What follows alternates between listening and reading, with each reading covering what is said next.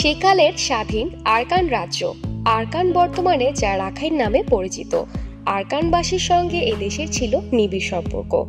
তা হাজার বছরের আগের কথা।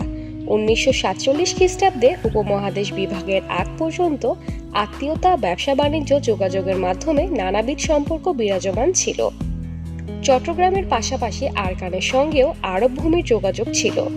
আরাকানি মুসলমানরা অষ্টম শতকের প্রবাসী আরব এবং স্থানীয় ধর্মান্তরিত মুসলিম পরবর্তীকালে মধ্য এশিয়ায় পারস্য, ভারতবর্ষ থেকে অনেকে ধর্মপ্রচার ও ব্যবসা বাণিজ্যের লক্ষ্যে আরাকানে বসতি স্থাপন করে। আরও অনেক পরে ব্যবসা চাকরির সন্ধানে অনেকে এখানে আসেন।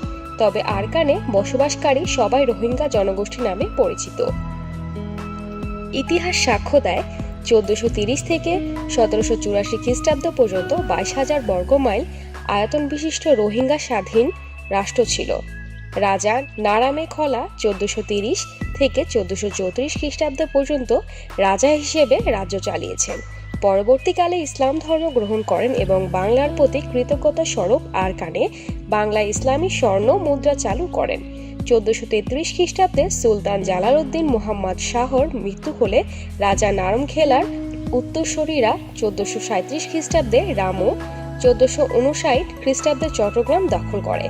1666 খ্রিস্টাব্দ পর্যন্ত চট্টগ্রাম আরাকানের দখলে ছিল, যদিও বা এর মধ্যে চট্টগ্রাম দখল নিয়ে আরাকান রাজা ও ত্রিপুরা রাজার মধ্যে যুদ্ধ বিগ্রহের ইতিহাস রয়েছে। বার্মিজ রাজা বোদোয়া আরাকান রাজ্য দখল করার পর বৌদ্ধদের আধিপত্য শুরু হয়। তবে আরাকানের ধর্মের দিক দিয়ে বৌদ্ধ হলেও ইসলাম ও ইসলামিক সংস্কৃতি দ্বারা প্রভাবিত ছিল। এতে তারা মুসলিম ও পদবীয় নাম ব্যবহার করতেন। তারা মুসলমানকে রাজকীয় উচ্চ পদে নিয়োগ দিয়েছিল। ভাগ্যহত শাহ সুজা আরাকানে আশ্রয় নিলে মুসলমানগণের আধিপত্য প্রত্যক্ষ করেছিল। বাদশাহ আওরঙ্গজেবের নির্দেশে নবাব শায়েস্তা খান আরাকান নিয়ন্ত্রিত চট্টগ্রাম দখল নিলেও মূল আরাকান তাদের নিয়ন্ত্রণ থেকে যায়।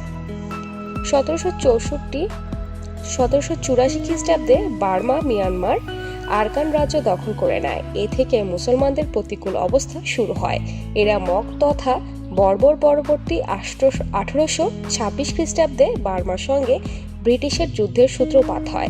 ব্রিটিশরা বার্মাকে ব্রিটিশ ভারতের অধিকারে নিয়ে আসে এবং এ বার্মা অঞ্চল ব্রিটিশ ভারতের একটি প্রদেশে পরিণত হয়। তখন আরাকানও এর অন্তর্ভুক্ত হয়ে যায়।